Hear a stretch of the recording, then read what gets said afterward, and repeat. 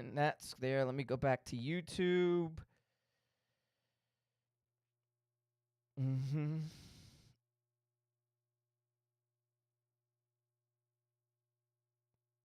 Didn't go live yet.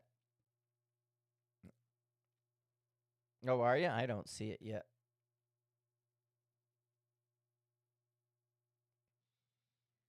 But you don't hear you.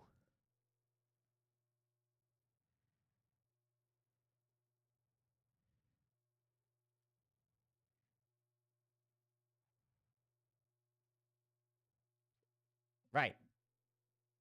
Where did your sound go?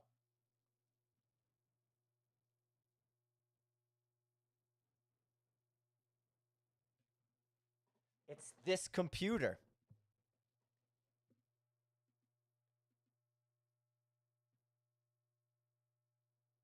Yeah.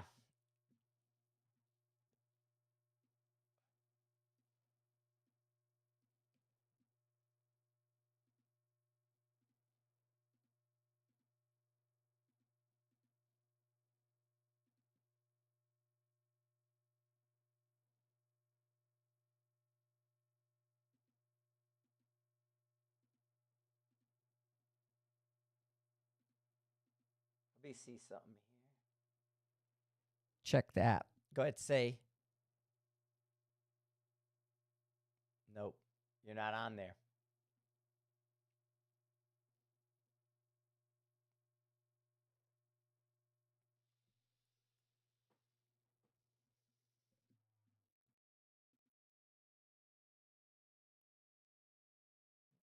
Why?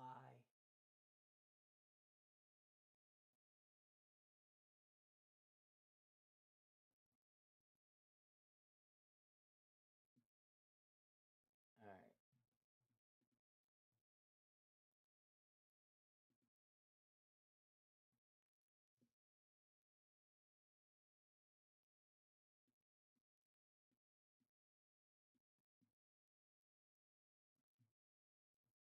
Let's see one more thing here.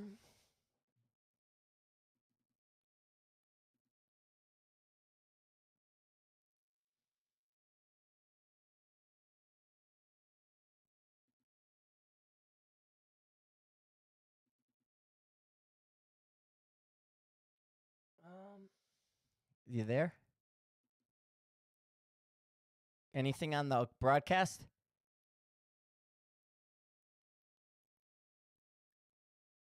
Nope. You didn't come up.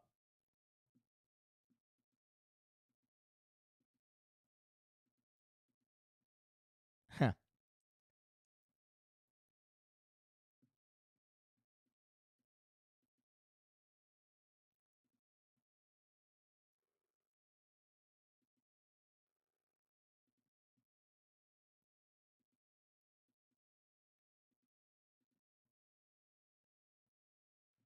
That is so strange. Why?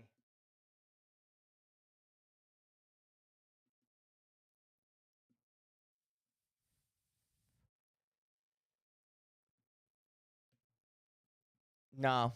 It's the Rode. It's the Caster because it works on the laptop.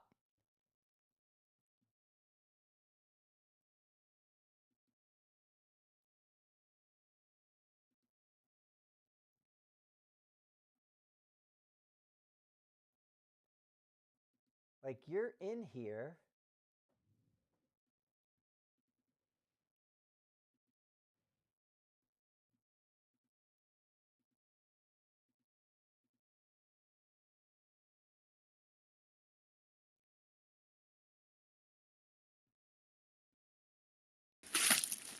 Are you there?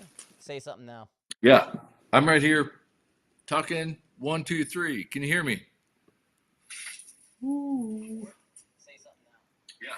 I'm right here. It's on. 1, 2, 3. Can you hear me? There we go. We have sound. It's on. 1, 2, 3. Can you hear me? There we go. We have sound. It's got a heck of a delay. Yeah, they all do. You can't listen to yourself. Otherwise, they're. That's kind of heck of a delay. All right, I'm gonna turn that down. Yeah, they all do. You can't listen to yourself. Okay, I'm turning that off. Woo! All right, I'm gonna turn that down. Yeah, they all do. You can't listen to yourself. Okay, I'm turning that off. Shit, it keeps. It's still on. I turned it off. God damn it. Okay, there we go. All right. Burris XTR Pro.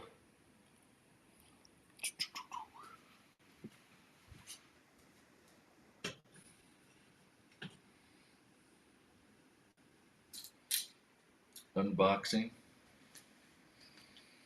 You got 338s over there? Yeah, I've got 9 of them sitting around me. I could like balance them all up. Have YouTube get mad. Well, honestly, I have no idea other than a checkbox what did what. I don't know what fixed it. It just is a checkbox that happened to be. Let me lower that because I'm echoing. I guess as long as everybody sounds good. Yeah, just Man. So I got right behind me. You can't quite tell. I mean, we'll have to redo this. This is just ridiculous. Just the whole idea of it. We'll just talk for a minute and go through. But I have I was looking at weights and all the different things going on, and because they're doing like that under 13-pound sportsman's division. Yeah. Out of the box Solus, Aero Precision Solus, the one we looked at. Yeah.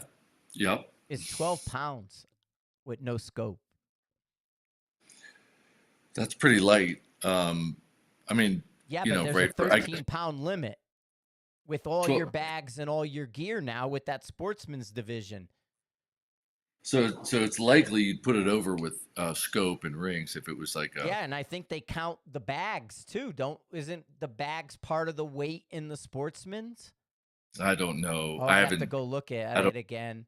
But I mean, I was running around. I got a scale over here, and I've been running around weighing like all kinds of rifles, and even with the with that night vision on it with the thermal.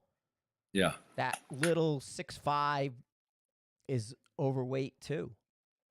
I mean, it's crazy that they kind of went that light to include gear. I could see 13 pounds for just the rifle, but I'm pretty sure it includes gear.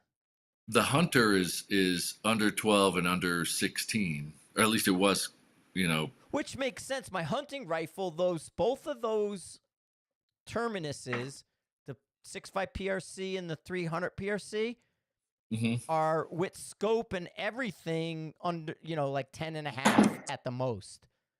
Yeah. So those two hunting rifles are 10.5, and so it's just weird where our weights are, because even like a bone stock, other than the ATX bone stock is 13, but like the AX is like 18 out of the box.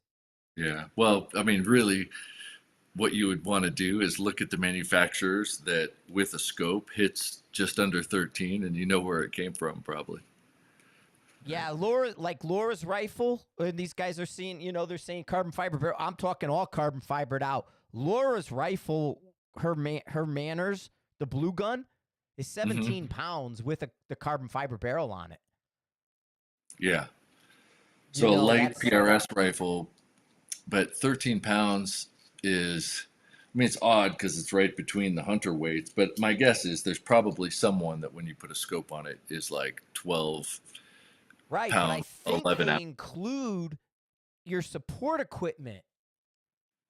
Oh, that seems weird. If I recall correctly, somebody will have to ask me because I'll have to bring it up. But I'm pretty sure that includes, like, if you're using a game changer, so you would almost have to have the rifle 3 pounds less. Because I thought the bipod and your other equipment factors in with the overall weight. Yeah, on the Hunter side, bipod, scope, not a bag, and you can have your magazine out. Um, everything that's attached to your rifle has to be part of the weight, but not things that aren't attached. Right. And so that's why I'm saying, like, the accessory gear, if I'm reading it correctly, I have to go back and read it. I'm memorying it.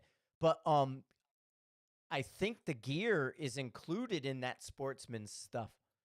Oh, well, that would be pretty sick, actually, because you're going to end up having to use a sling, right? Right, right. You wouldn't want any bag if it had to be that light, or use your pack or something like Yeah, I that. don't know. I have to read back and go back and relook at it again. But it just seemed getting to that weight was rather odd. But I've been running around weighing everything just to see where things fall in. I'm gonna, when we go down to Jacobs in November for the Cup, I'm gonna incorporate all the rules and stuff. I'm doing the Open and the Limited. So it's just 2 divisions, and then it'll be the little stuff in between. I'll have to get with Lisa for the what do you call it? The trophies. But it makes it easy because you could just do open, top lady, top kid, top this. You could do limited, top LE, top 308. You know what I mean? And so you just put those within the 2 divisions, open or limited. So it seems like it kind of will work out pretty well. Would that factor into factory ammo versus Yeah, loaded? limited is factory ammo, open is open. Open's just is your reloads. And Gotcha. limited is, I mean, if you think about it, aside, and they don't have a weight, aside from weight, what is really the other limiting factor we have? Hand loads and factory loads, right? I mean, other than Yeah. skill. But Right. what would be the what would be a 2 equal people, same Yeah. gun, what would be the limiting factor? If one reloaded and the other was factory ammo, that's your answer right there. Yeah. Maybe streamlining the support gear if they had to have stuff like.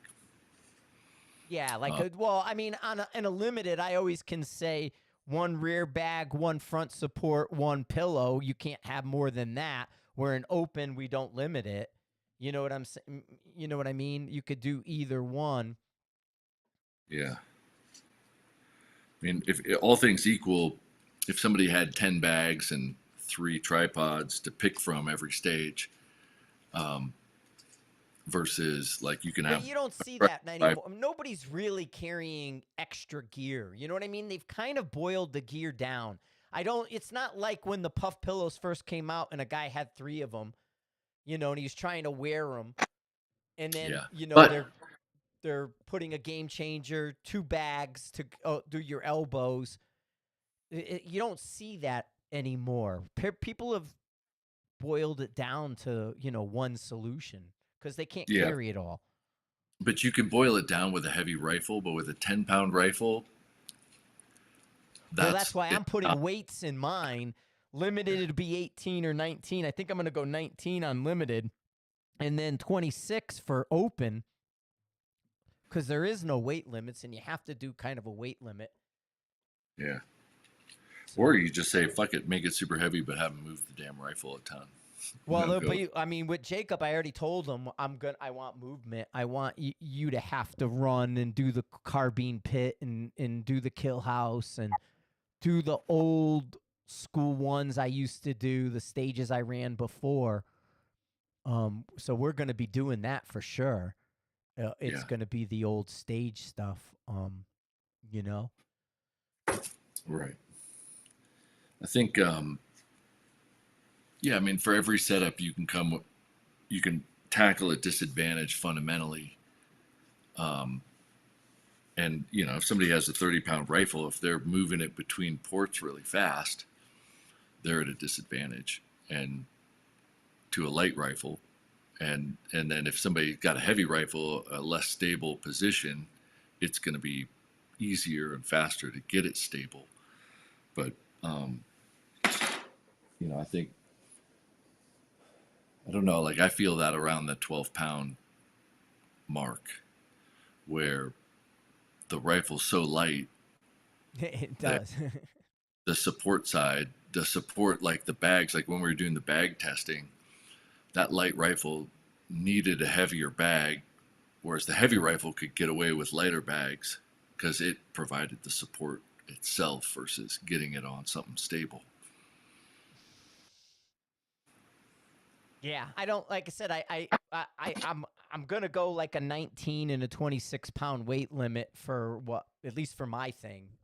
You know, they do what they want and they don't have limits, so that doesn't really matter a whole lot. Yeah, like if I'm gonna have a super ass fucking heavy gun, it's gonna be a minigun. Yeah, right. You I know? mean, that's the GWAT, right? Is belt fed. Everybody in GWAT wants a belt fed. Nobody wants a bolt gun in a GWAT war. Uh, you know, Yeah, the belt. Yeah, man. give me a But saw. Give me a saw all day, every day. I don't even know what the rifles we've been shooting weigh, but they're my Well, guess is that's what I around. mean. I've been weighing everything, and I've been running around and weighing all these rifles, and I got one of the bigger kind of pieces to weigh stuff up with, and it's interesting to see where our rifles do fall because they kind of fall, like you said, in between the weights that they talk. I mean, granted, they in open there is no weight, but in the NRL and the Sportsman and the different things you're looking at, we're either wildly away from it or nowhere near. You know, you have to go into the hunting side to get close to the 13-pound. Yeah. And we don't have a lot of options that we're using that fall inside 13. Yeah, And my so my, my ATX is 15.8 pounds. right, I do know exactly. that. That's what I mean, where it's is it the NRL? Who has the 16-pound gun? That's the Hunter, the The heavy. Hunter Heavy? That's the max. Right. To me, that's kind of like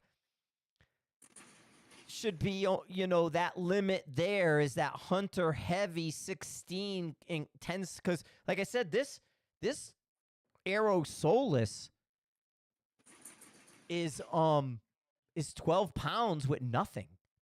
I don't have the scope on it, and it's 12 pounds, like 12-1. And it's like you want to be able to grab something off the shelf, and so that's where I was kind of looking, where some of the off the shelf stuff was, where it fell, and Yeah. like like I would almost say take one of those damn RPRs, even though they're 338s. Yeah. What's an RPR? They're light. I'll weigh one really quick. And yeah, these have big barrels. Which is no different than a heavy tapered PRSE barrel, but like I said, the weights, I don't think they checked other stuff. It just seems like some random, where the hunting seems fine. I don't see a problem on the NRL Hunter, because tricking out that 300, it's 10 and a half. So you're in the 12 pounds in the light. So even the 300 PRC is 10, 11. So I'm 11 pounds on a 300 PRC, rounding it.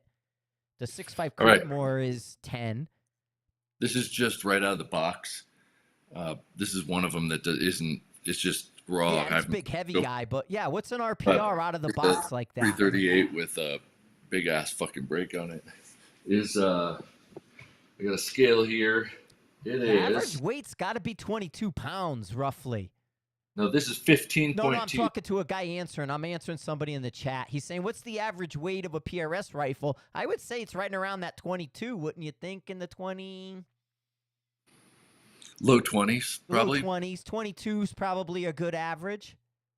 Yeah, so out of the box, Ruger RPR 338 is 15.2 pounds. Yeah, so I mean, even if you took that brake off and knocked a center or a 6.5 variant of that, you're still probably at 12 to 13 pounds. So it, to me, that's, yeah, see, 2023, that's exactly what I said. And that's fine. I don't have an issue with that kind of weight, but it just seems like people like arbitrarily throw a number. I think the Hunter guys are correct. And this new Sportsman.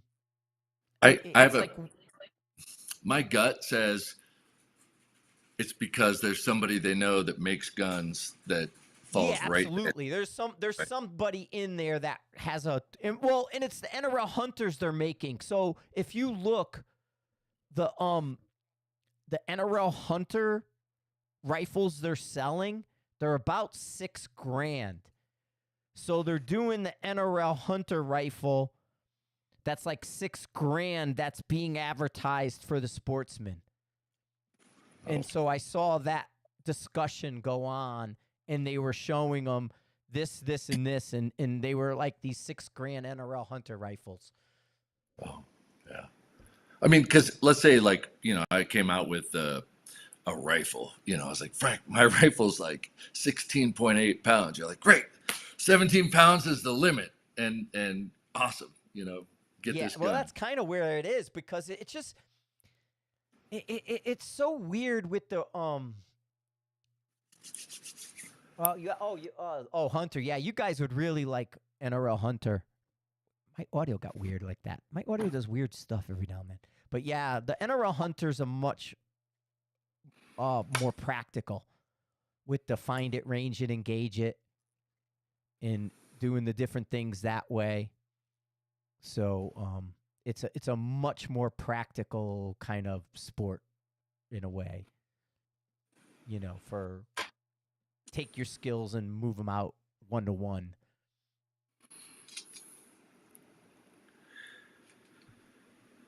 Do you have to ship these when you're done, or somebody going to pick those rifles up? Yeah, I gotta take them, and then we're gonna ship them out. Yeah. I think that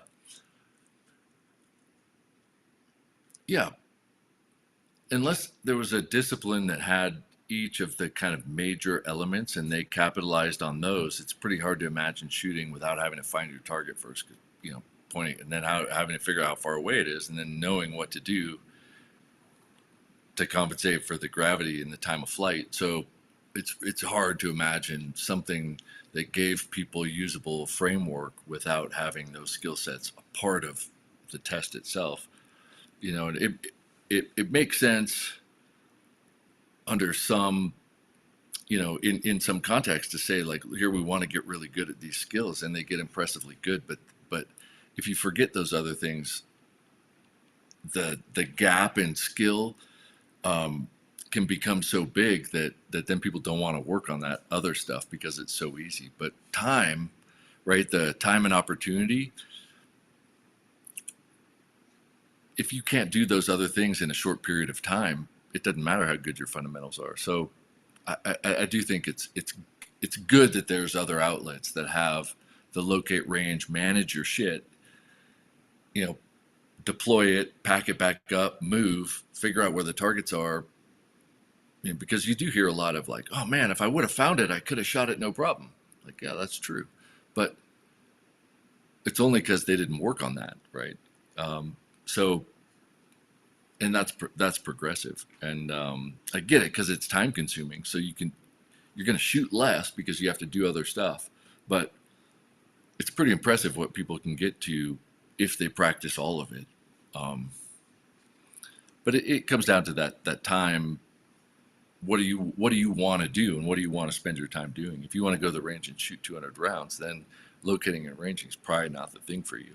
Right. Yeah, well, like what Francis is saying there in the chat, if it doesn't hone fundamentals, though. You can and you should, but the weight, the caliber, the brakes mask errors. You can mask a person's error because the caliber's light, the recoil's small, the guns are heavy, the triggers are insanely light. Like, you can go shoot a video at any PRS match and just trigger control.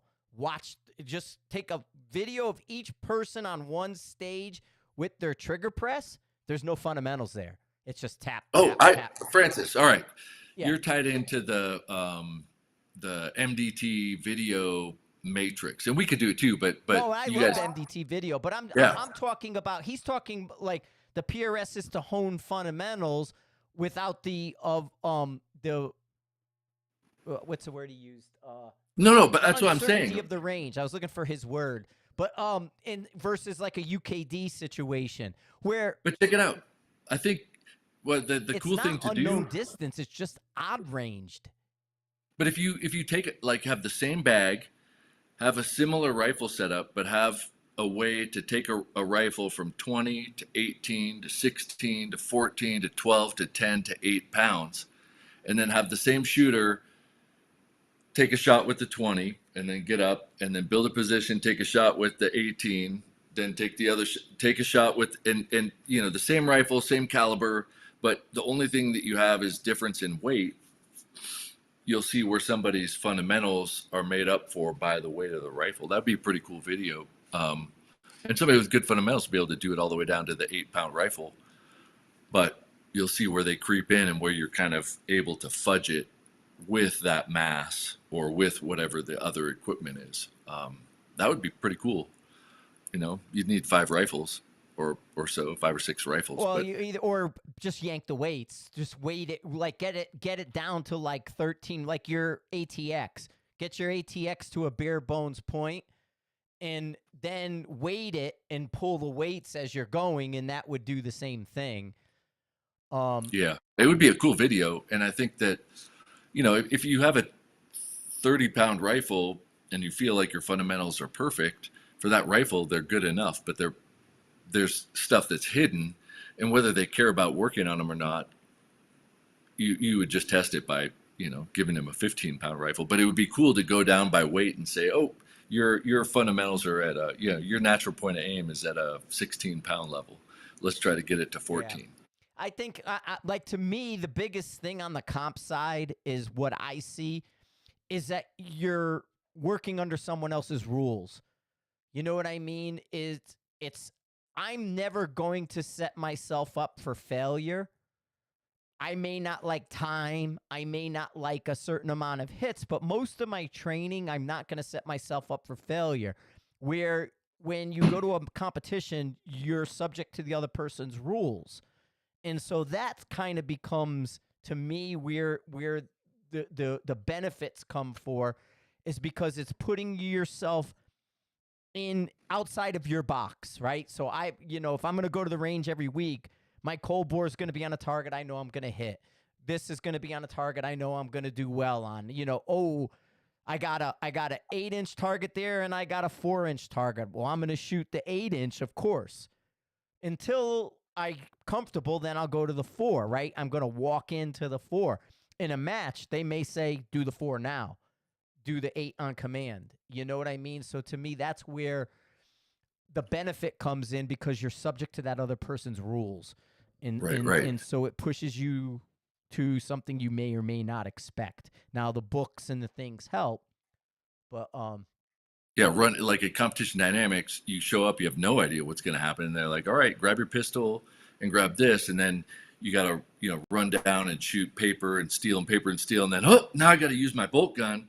And all of a sudden, that stress and then the cadence and the sound and the recoil, your fundamentals might not be the same as they were sitting on a bench shooting perfectly. And then you get one shot. And so it's the skill of a follow-up shot from a miss means nothing because you only get one shot. So now it's testing the ability to not only have good fundamentals, but also make a wind call on the fly. But you only get that one shot to figure out, like, how good was it, right? Those stressors are really helpful at figuring out what you're not good at. The problem is they only do those once a year, so you got a whole year to sit and think about what you need to improve. Well, and honestly, if the matches were meant to kind of replicate the year of training, right? When down at Rifles Only, I'm doing 3 weeks on, 1 week off. We have the military guys coming through, and they're telling us what they're going on. Then we're doing a civilian class, and so we're seeing the what they need to plug in on the military side and what they've experienced downrange, and then we see the civilian side and what they're struggling with. It had us create stages that were wildly different and varied. I mean, the whole, like, the fact that there's no mag change, like there's no stage that says you have to change a mag. that they do everything they can to avoid changing a magazine, which, okay, is a thing. There were times I showed up at matches with a 25 round magazine.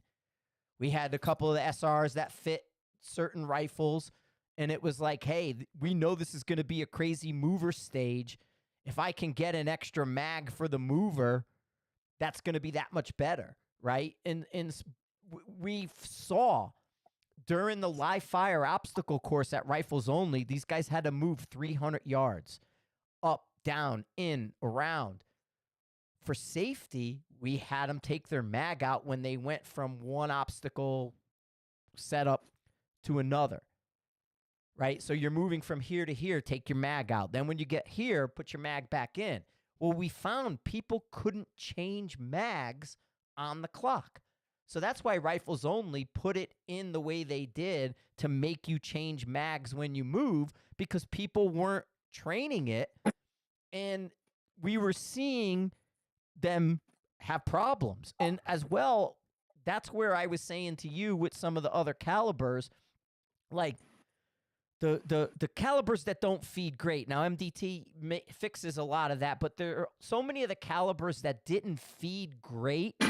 The more you changed your mag, the more you banged those feed lips and messed with them, that created a bigger problem for those calibers, and why people moved away from them at the time when they tried to.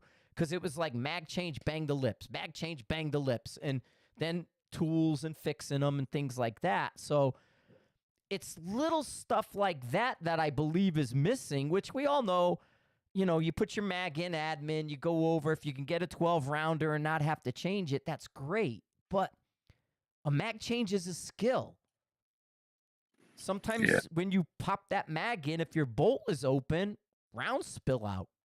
Right. Well, but then you also have to consider that as the popularity went up, the ratio of people that work with guns versus can afford to just play with guns shifted. And if you're just playing with guns, those kinds of critical skills that you need to save your life and get shit done. And you've heard me tell, they're not important anymore, right? Right. Because you've heard me tell students, more than one student, and you've heard me say to them, when you go home, you have to work and learn your manual of arms. Mm-hmm. You're not familiar with the rifle enough, and that's your problem. Like, if I lay you down, I put you on a target, you dial up your dope, you press the trigger, everything's great. But you don't know where all the controls are. You don't understand the controls and how you're using them. So you need to go home and learn a manual of arms. That's part of the game, is understanding the function and the movement. That's in the Marine Corps military. That's you're marching and doing all the stuff you do. You're learning your controls when you're drilling. But like, that's how you get familiar with your rifle. It's the living with it, sleeping with it, name it Charlene, and all of that. So there's elements that I think you can mix up in stages, in movements that are testing these minor skills that are easily overlooked. And that becomes my problem with the repetitive nature and the contrived, unless you mix it up and do hunter, do competition dynamics and nomad, do the different disciplines out there to mix it up. Otherwise, you're studying for a test. Like, you know what I mean? Like, Jacob and I will talk to each other all the time, and we say, yeah, that guy's studying for a test. He's taking the test over and over and over again. Of course he's going to get 100 on it. And that's what happens. So what about this? Don't mix up the stages. So you got a bounding stage, and there's positions that they could choose to shoot from as they're bounding forward. But you tell them, like, if the position counts as cover, you get 3 points per hit. If it's concealment, you get 2 points per hit. But if it's just a position like a cattle guard, then you get 1 point per hit. And if that's not in their mindset, the stress of the stage, they're going to be like, oh, I can shoot off the cattle guard. And they get 1 point per hit because they're basically just standing. But if they run over to the conduit that's made out of concrete, but will they be thinking about that, or will they be thinking about, I'm 100 yards closer, Do I remember what to dial with my elevation? Because you're thinking about a lot of things when you're working, but when you're just competing, then it's just shits and giggles, and it's probably less important Yeah. because nobody can shoot you You back. know who calls me and asks me for more elaborate stages is Adam Burt for the tactical games. Yeah, well, but remember he'll right ask there. me to give him a stage that's like crazy long, and he's like, "Oh, dude, I want you to do this, this, this," and then you're mixing handgun and carbine, and that's why I was saying to the other day I wanted to do a little bit more of that at the range in that gully area, the washout, because just with those guys, and when you go outside of sort of the bolt gun bubble. Those guys are still dynamic, still run and gun. They're not quite 3-gun. They're LARPing a little bit more, and they're playing dress up and wearing kit. Mhm. But they're doing that out of like the 5th group. Happy New Year, shooting. Francis. Cheers, man. But yeah, and so that's kind of where my head's at with these little things. It's like high level stuff and having fun. That's why we put helicopter stages in. You know, yeah. Well, I had a friend once say, because it's sports entertainment. This is still sports entertainment. If I wanted to go bowl, I'll go around the corner and I'll go bowling. You know, I should be able to be entertained by a mix and a variety. And that's why, like, when I was at Rifles Only, we would do weird stuff in November for the bash when the Shooters Bash was there. And the weird stuff we would play in November would become something for the Cup in March.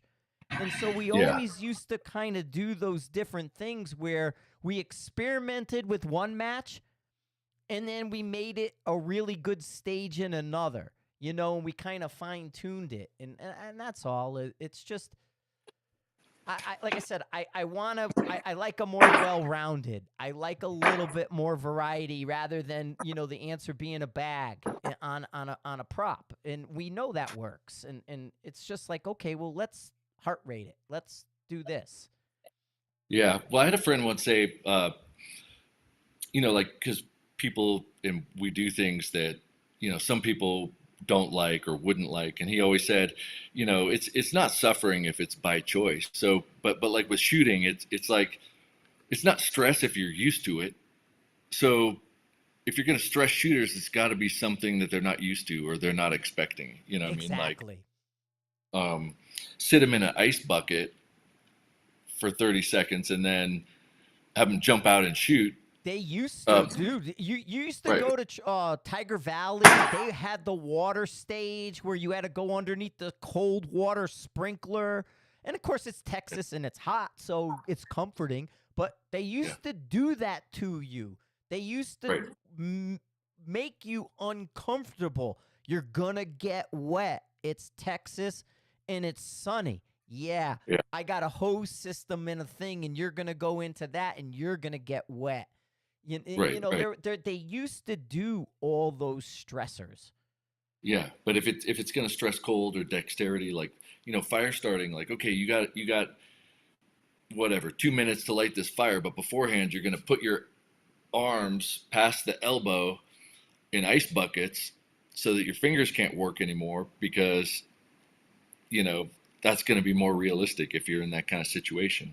So how do you do something that there's no way they could anticipate? It's got to be a lot of wild and crazy things. But if they're used to it, it's not stress, right? I mean, well, that's just it. And if every match is repetitive and everything's the same and there's really no new stage, I mean, that was the thing, is I always wanted 2 or 3 different looks, right? If you have a 20 stage match, if I change up 3 high level stages, you'll remember that. Right. Well, it's synchronized swimming, at that point. So yes, exactly. Yeah. And so you'll remember those 3 stages, and that's where kind of the helicopter came in. That's where the carbine pit, starting on one end, making your way through the house, getting to the other end. I mean, if you watch some of those videos, like Matt Burkett was whiz bang 3-gunner, was on Top Shot. This guy ran 100 miles an hour. We know why now, because he got in trouble for it. But Matt like shot the cup and filmed it in like 2007 or 8. He's out of breath at the end and he can't talk to the camera. Yeah, right. What's changed since then? Right. Yeah. Here's a 3-gun guy I made lose his breath. That's what I wanted. Right. And it's probably what he wanted too. Like, oh, that was awesome. Absolutely, it's what he wanted. You know what I mean? Because that's pushing a guy like that.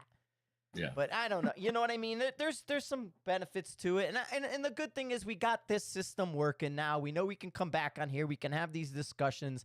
And then we could start, making them better and cleaning them up and taking pieces from the discussion. Everybody listening, like this was we just started talking and it turned into this. This wasn't planned. And we didn't plan. Like I said, I've had problems. I had a problem with the software conflicting, and I was trying to get the software to work. So this is really kind of damage controlling. I got my vein coming out because I'm like leaning. But no, it's we were basically trying to damage control the setup, and we weren't really doing anything. Right. And so I'm screwing scopes on rifles. Yeah. But that's next time we'll have a better discussion. But I just wanted to get this fixed. It was like, Right. Yeah.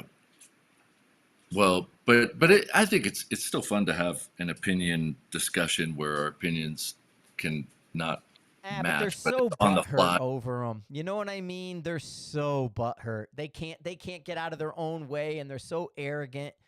And it's like if you're not shoulder to shoulder with them, it's like, dude, I did all that. I've been there. You didn't do it with me today. Oh, okay. You got me. I didn't do it with you today. Right. It's just, but then it's so expensive. Also, like interest change. And it's awesome that rifles can be explored in so many ways, and feeling like you have to do one just because it's popular. So, that's ridiculous. And when push comes to shove, there's always examples of people who work with them. And I think we got to keep that as like a higher source of ideas, because if you forget anything that's important, like they figure it out, and right, mag changes, quick dope, quick elevation, speed, like everything matters.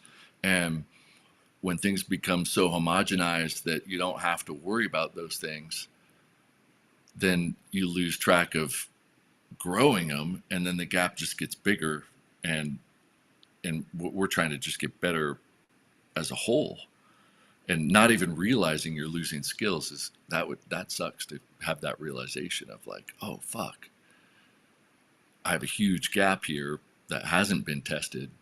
How am I going to bring that up? And, I mean, and you know what we see, here's the thing, is you see the guys who do well, we'll call them the top 25, right? You see the top 25, they're out there, they're public, they shoot all these matches, and they do well. Well, they don't just do PRS. Almost all of them do something else. So they are more well-rounded. They like it so much that they go in and do that. Well, that's not really the person we're talking to. No. It's not the top 25 guy. It's the person who has that fleeting interest. They have, they came in, they dipped their toe, they kind of like it, but they're not sure it's for them. It's, what are you doing around that? And to me, that's where it's, I don't know, like focusing on the mid pack, like we're going to be, or, that kind of stuff, and being able to give attention to the people who are, 35th to 55th. Those are the ones that are paying all the bills. And those so people are actually pretty fast to improve, like getting somebody from mid to 30% to the top 20%. Yeah. Shit, that could happen in a season. From 55 to 25, you did good. Yeah. And those are little tune-ups. Yeah. Right. Well, and I mean, you're pretty fond of saying it's that last 10% is the hardest. Oh, yeah. Right. Exponentially hard. So it becomes one of those deals. Nah, that's just like I said. It's it's that off time. You sit down, you look at the internet a little bit, you see where the discussions are going, you see where the equipment's at, and it's like, I don't like that. This can change here. This should be better there. Why are they doing it like that? And I just feel that there's some low hanging stuff that nobody wants to address. And Yeah. it's like you're saying, because it's either their buddies are getting fed, or it's just, we've been doing it this way. Why bother changing? Because we're fine. Yeah. Yeah. But if it can be done in a fun way, and people appreciate the fun factor of that diversity, then it's a win for everybody. Yeah. Cool, man. All right, I'm good for this. I got this working. We did about 45 minutes, so now I know it's working and everything's good. I'm not gonna mess with anything. I'm just gonna build the part back, but I think we're pretty good, man. Heck yeah. Cool. All right, thanks everybody. We got that sorted out and fixed. Apologies for all that. It was one check. It was a check somewhere. I don't even know which one I hit. There was 3 of them, and I clicked each one in random order, and one finally came on. And it All was of a sudden there was sound. Oh, the crazy thing too is it was just it was one I know that I had off before, and so I think it was that it worked, it didn't, it worked, it didn't, it worked, it didn't, and then it just was kind of crazy, but I feel better now that at least it's working. Like I said, I didn't want to have to go buy a third-party setup. Thanks, guys. Brad, nice seeing you. Heck yeah. Yeah. Happy New Year's, everybody. Cheers. We had a little crowd on there, people checking us out, and they're popping in, and 40 comments or something up there, 41 comments or something like that. Yeah, I mean, there was a ton that first time. We'll start doing this better now that I got everything set up. I got the room, I got fancy lights, and I honestly don't know what that check box to get Chris to work was or did. I have no idea how the hell it happened, and it didn't happen, but it is what it is. So thanks for listening, and thanks for popping on and suffering through live, not live, live, not live, live, not live that we were doing. And we'll let Chris go back to putting rifles together for old Jim over there.